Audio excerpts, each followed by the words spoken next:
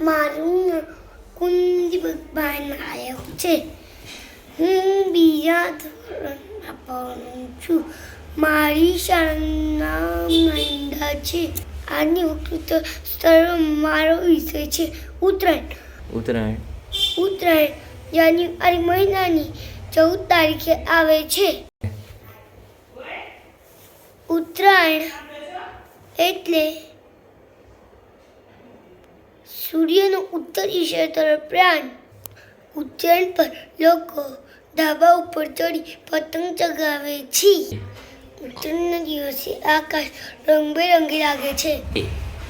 ઉત્તરાયણના દિવસે લોકો મોટા અવાજે ગીતો વગાડે છે. એ ગઈ લપેટ એવી બૂમો પાડે છે. બોલ.